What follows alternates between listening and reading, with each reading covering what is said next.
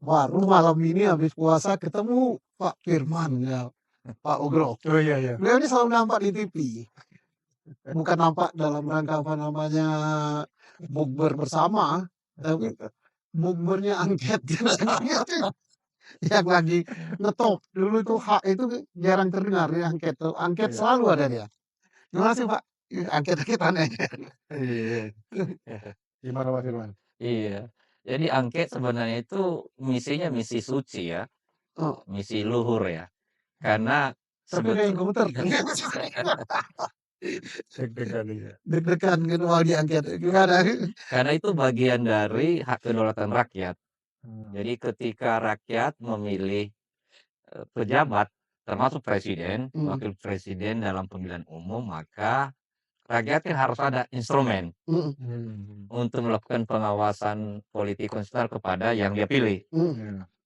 Supaya pada akhirnya dia pilih itu jangan melakukan langkah, sikap, tindakan, penyalahgunaan kekuasaan sewenang-wenang.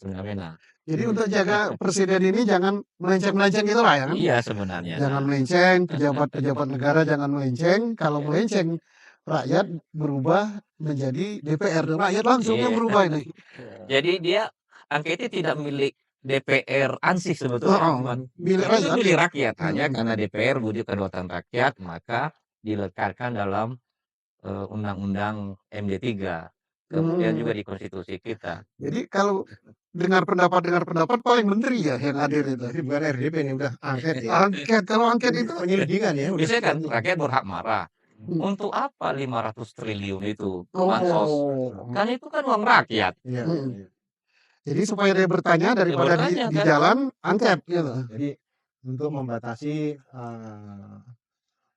abuse of power lah. Betul. Presiden Iya. kepala negara itu juga ada aturan yang harus diikuti. Jadi kalau nggak diikuti ya munculnya adalah angket tadi. Angket. Jadi kalau angket itu kan tidak terbatas bahwa dipanggil itu menteri atau dirjen atau kapolri, presiden pun bisa dipanggil kan? Pada dasarnya bisa. Tentu dimulai dari staffingnya ya. Iya. Jadi untuk mendapatkan apa yang dituduhkan itu benar terjadi apa tidak atau meragukan, tentunya staf-stafnya kan? Iya. Presiden kalau memang itu nyangkut perlu memanggil presiden, presiden bisa saja dipanggil dengan angket itu.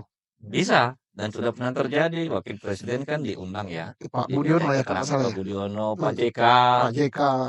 Dan harus hadir ya. Dan harus hadir. Kalau nggak hadir kan ya kayak nggak hadir panggilan penyidik. Iya karena tadi kan ini milik rakyat Pak. Rakyat langsung. Jadi rakyat yang berdaulat memiliki hak sepenuhnya yang diatur di konstitusi. Siapapun juga, jabatannya apapun juga, kalau dipanggil itu gemeter juga saya kira. Jangan sampai nanti presiden ada surat perintah membawa kan. Tim angket. Dan anggota DPR kan tidak ditunjuk yang ngomong itu hanya si A si B si C kan, semua boleh kan Pak Firman? Semua boleh Pak. Apapun yang, dan anggota DPR kan rakyat kan, Iya. mewakili saya selaku petani gitu bebas ngomongnya. Dan ini berbeda dengan penyelidikan dalam konteks hukum acara pidana Pak Susno, Iya. Pak Ugro. Ini bisa terbuka. Terbuka. Iya. Dari publik ya. Iya. Dan Boleh disiarkan langsung. boleh disiarkan Iya. langsung. Kayak sidang ada angket waktu kasus Bang Senturi ya. Bang Senturi Iya. bisa. Panas dingin juga. Saya lihat ada menteri yang panas dingin bawa itu apa? Tasbih juga supaya gitu ya. Jadi kalau gitu pantas ini. Ada yang mengatakan buat apa angket, ada yang mengatakan angket yang terjadi, ada yang mengatakan kalau terkait pemilu kenapa nggak diselesaikan di MK gitu kan. Ini upaya-upaya karena takut angket juga. Dan ada lagi yang lucu. Katanya kalau angket ini begini keluar, tidak menutup kemungkinan juga bahwa menteri itu dari partai itu akan terpanggil juga, nanti suaranya akan mantul ke partai itu. Gimana ini kamu ya gitu? Iya. Kalau angket itu kan misalnya nanti ada keanggotaan pansus, ada kepemimpinan pansus, lalu ada materi persidangan, agenda. Nah, jikalau misalnya kita berbicara ya Pak Guru ya, kasus misalnya soal politisasi dan personalisasi anggaran dan keuangan negara dalam bentuk bansos, dalam bentuk BLT. Nah, jadi tidak dimulai dari dulu menyudutkan, menyalahkan ya. Ini kan misi suci sebetulnya. Fakta dulu ya. Jadi diminta keterangan pejabat di bawah yang punya otoritas tunggal untuk itu. misalnya soal yang berkaitan dengan misalnya bantuan ya Kementerian Keuangan, bisa juga Kementerian Sosial. Kementerian Sosial, Hmm. kalau ada yang berkaitan desa PDT, Kementerian PDT. Ya, sebaiknya dan seharusnya memang harus hadir. Tapi jikalau pandangan pansus melihat dan menilai bahwa berdasarkan keterangan dari berbagai kalangan, termasuk yang tadi pejabat negara tersebut, maka bisa dipertimbangkan untuk mengundang, memanggil minta keterangan juga pejabat penanggung jawab utama. Iya, karena sebetulnya yang penanggung jawab utama, bahkan tunggal itu kan presiden. Iya. Siapapun presidennya. Iya. Jadi angket ini kan tidak tertuju kepada salah satu presiden yang sedang jabat sekarang, termasuk presiden yang akan jabat ke depan pun ini berlaku juga hak angket bagi dia kan. Iya. Jadi bukan karena misalnya nggak senang sama Pak Jokowi, nggak senang sama Pak siapa presidennya, jadi siapa saja. Iya. Dan itu hak yang diakui konstitusi kan. Iya. Tapi presiden ini kan sebenarnya punya pembantu banyak nih. Ada KSP di situ, ada Menseknek, ya kan, ada para menteri. Apakah di antara para pembantu presiden ini tidak ada yang mengingatkan beliau, Pak, hati-hati kemungkinan ada angket. Mungkin pengetahuan hak angket ini nggak dimiliki oleh para pembantu-pembantu presiden, sehingga mereka lupa kok sampai bergulir hak angket ini kira-kira Nggak diingatkan, nggak ada yang mengingatkan, nggak diingatkan komandan. sudah diingatkan tapi beliau tetap jalan gitu loh. Mungkin ini kan perlu dari pertimbangan ke depan kan, kalau bisa kalau mungkin bukan kealpaan ya. Pak Bos tidak diingatkan gitu. Mungkin gitu. Bisa dua, bisa sudah diingatkan, Tapi masih ada jalan. tapi masih beliau pertimbangkan atau tidak pertimbangkan, Tidak bisa jalan. juga belum diingatkan, diberitahu oleh staf ya. Atau juga sudah diingatkan oleh staf pembantu beliau ya. Tapi saya kira mungkin bahasa pengingatannya itu tidak lugas, samar-samar. Pak jangan begitu. Jadi tidak bisa Bukan jangan. Sebaik oleh ya mungkin supaya tidak menyinggung juga. Jadi Karena kalau menyinggung nanti diganti loh. itu kira-kira ya kita tidak Kan budaya Jawa tuh biasanya kan nyuwun sewu, ini harusnya nyuwunnya udah 1 juta gitu. Tambahnya 1000. Jangan nyuwun sewu lagi gitu kan. Nyuwun sejuta. Nggak. Yang paling pantang bagi pejabat, terutama penanggung jawab utama ya, nggak boleh melanggar konstitusi, itu yang jelas. betul. Nah sekarang ada terjadi pelanggaran konstitusi kalau menurut kacamata rakyat, kacamata siapapun juga gitu. Tapi kok agak sulit melakukan sanksinya apa sih kalau melanggar konstitusi? Sanksi itu seperti sulit diterapkan. Kenapa? Ya, kan ada levelnya, ada tingkatan.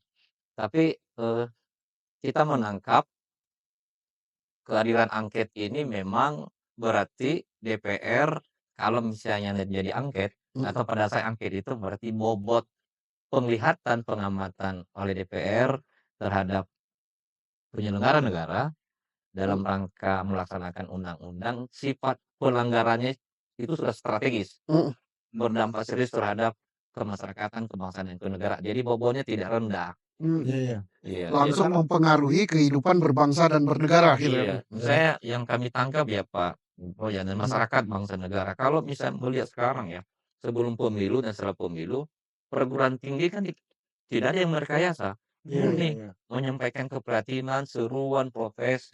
Ada guru besar, cendekiawan, ilmuwan, akademisi, mahasiswa, budayawan, seniman, jurnalis, Tapi seperti nggak dihiraukan itu. guru, petani, aktivis pemuda, aktivis perempuan.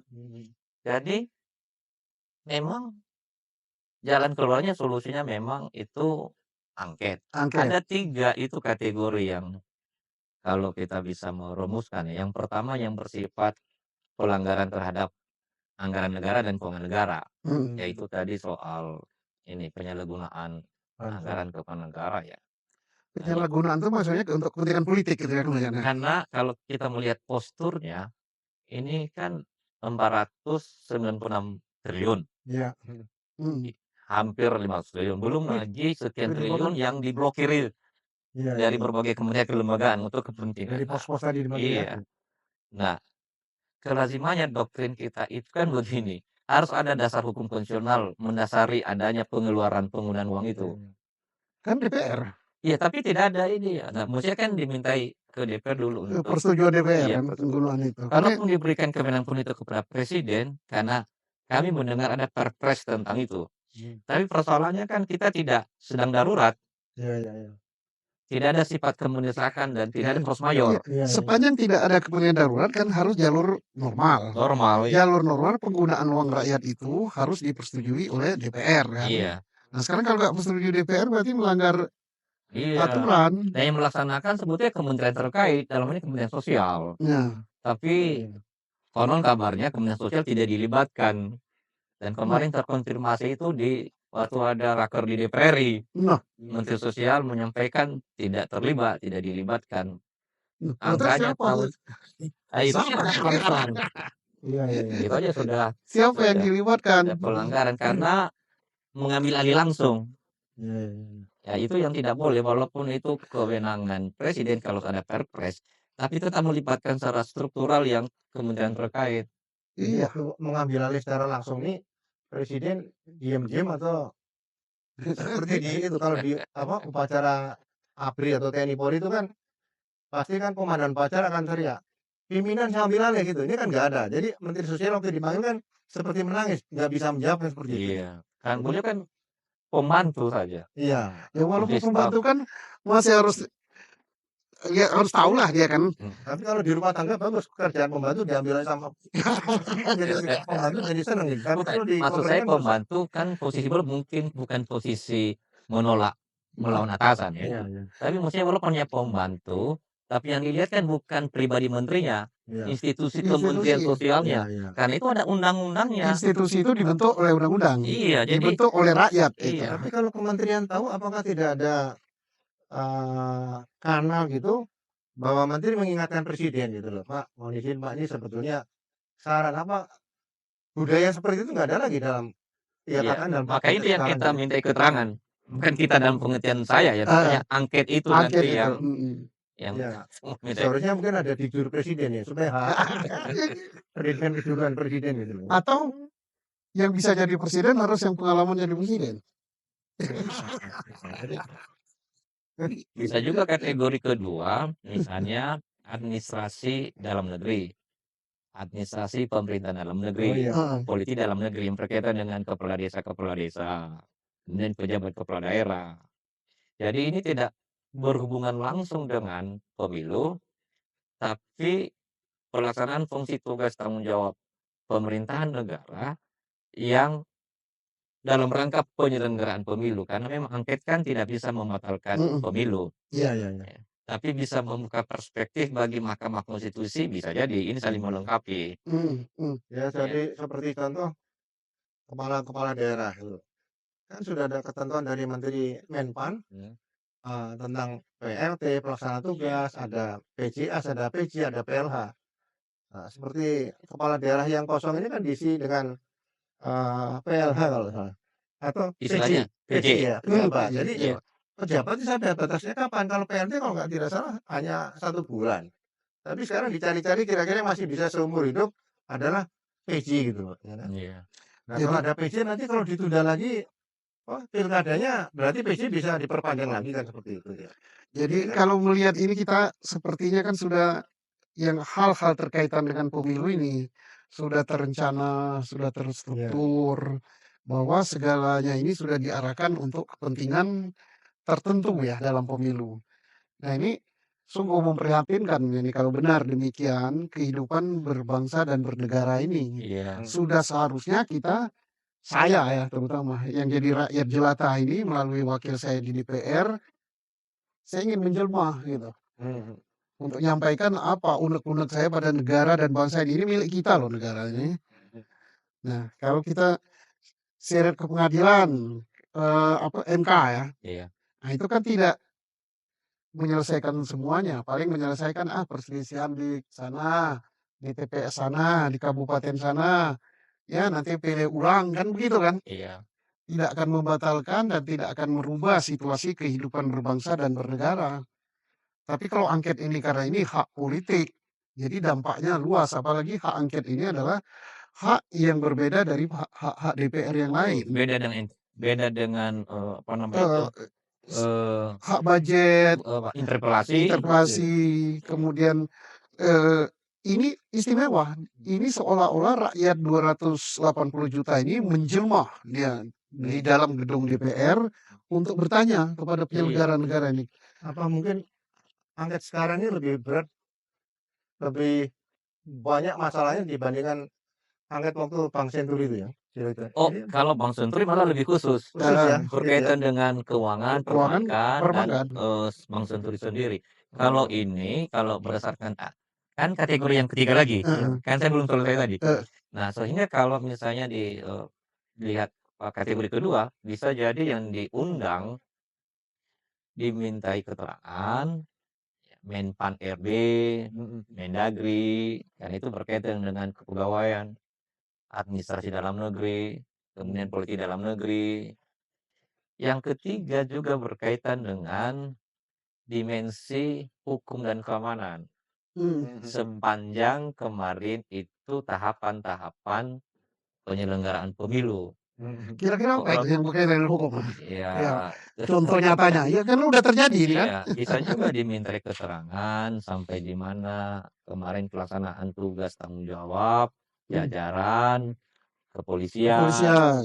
jajaran kejaksaan, jajaran TNI. Karena ini kan dimulai dari sikap positif dulu, tapi perlu diundang untuk melengkapi semua hal keterangan. Jadi jangan dikira angket ini dimulai dari sikap a priori, Nggak dari boleh. sikap menyudutkan, tidak sebenarnya. Kita di meja bersama, kemudian dialog bersama, tentu posisinya adalah DPR, posisi yang mengundang, yang memimpin, dan ini demi untuk rakyat sesungguhnya. Dan ini pelajaran paling bagus untuk presiden berikutnya ya. Iya. Jangan sampai selalu ada angket setiap Dan hasil penelitian Litbang Kompas, hampir 70% penduduk Indonesia setuju angket. Iya.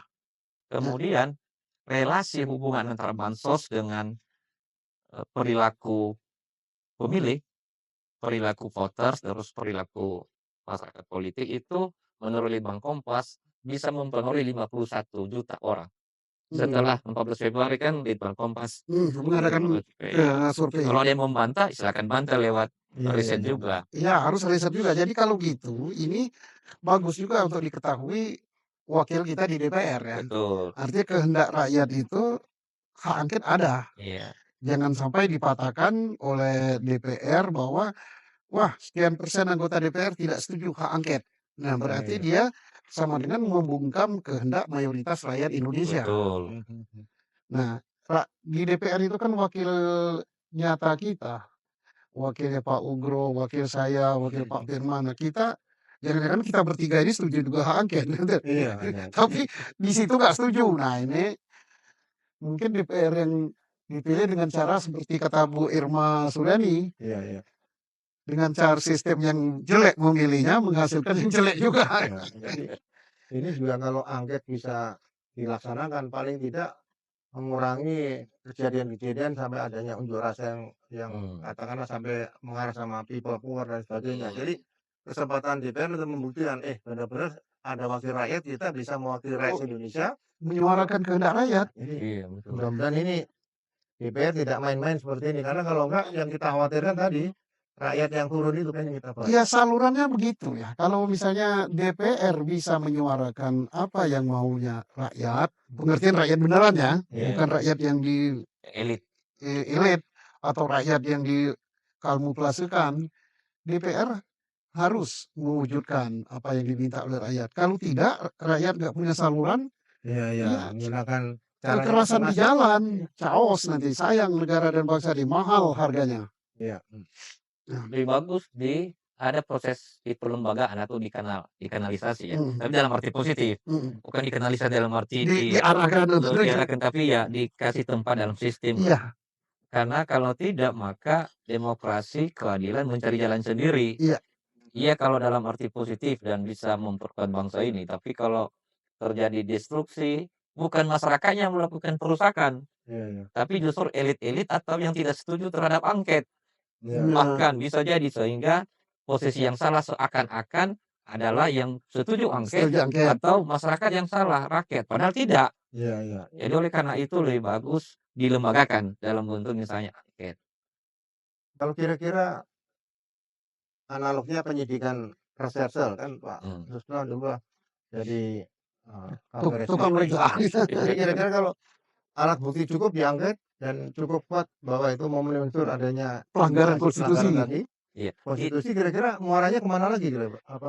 Ya, kalau misalnya berdasarkan keterangan tadi misalnya menteri atau staf menteri atau kepala badan atau staf dari kepala badan perlu dimintai keterangan atasan para pejabat tersebut, para menteri tersebut ya bisa kan tergantung dari materi keterangan. Saya pakai bahasa halus lah ya. Bukan materi pemeriksaan loh ya, materi keterangan. Materi keterangan. Iya, materi keterangan bisa. Kan seperti yang terjadi dulu sama Pak Yusuf Kalla.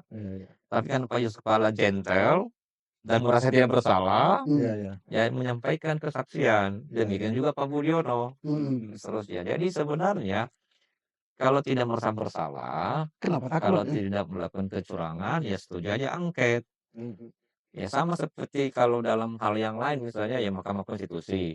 Kan selalu kita utarakan masyarakat juga menyampaikan soal bahwa ada pelanggaran TSM, terstruktur sistematis dan masif.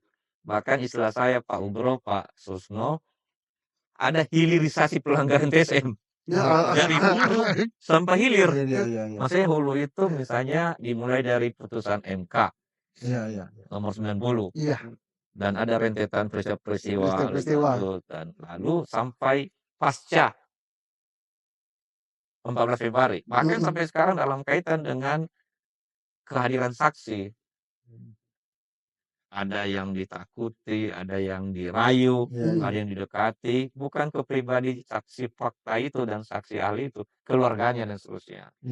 Nah, jadi lalu kita menyampaikan juga kadang-kadang sebaiknya ya kalau tidak merasa melakukan kecurangan ya jangan, kan hanya yang melakukan kecurangan kan yang takut dibongkar kecurangan. Itu kan logikanya.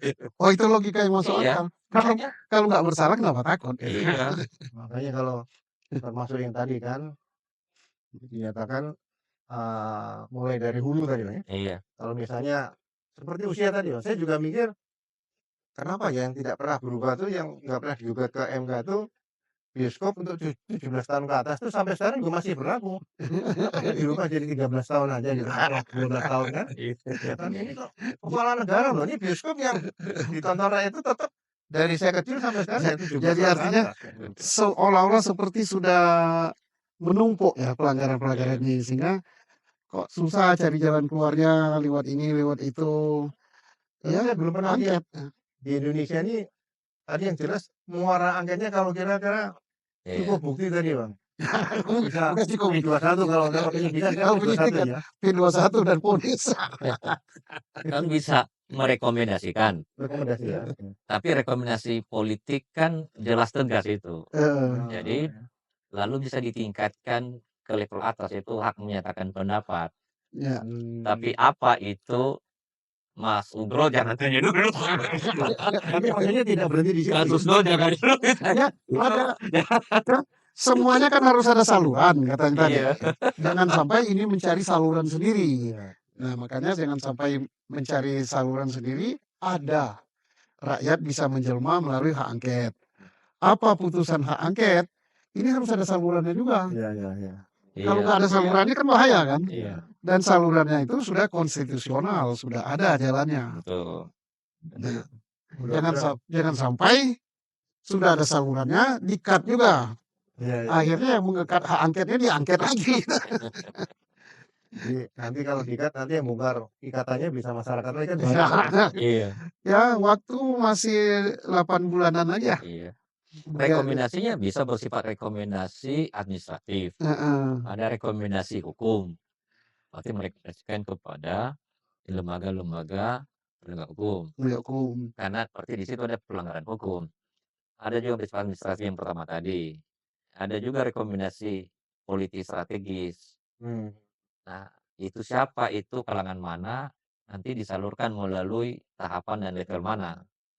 Nah, itu bisa dalam bentuk menyatakan pendapat, bisa juga dalam bentuk yang lain.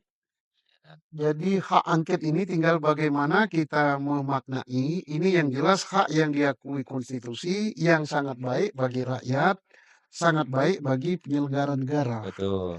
Kalau saya nilai tadi apa yang dikatakan oleh beliau ini, itu sesuatu yang, apa namanya, keharusan untuk Iya. adanya angket ini, Sebenarnya supaya nur dan mulia, karena itu iya, milik rakyat milik sebenarnya. rakyat, Hanya diwujudkan dalam bentuk penggunaannya oleh DPR. DPR. Daripada nanti ada tim dari PBB yang Iya.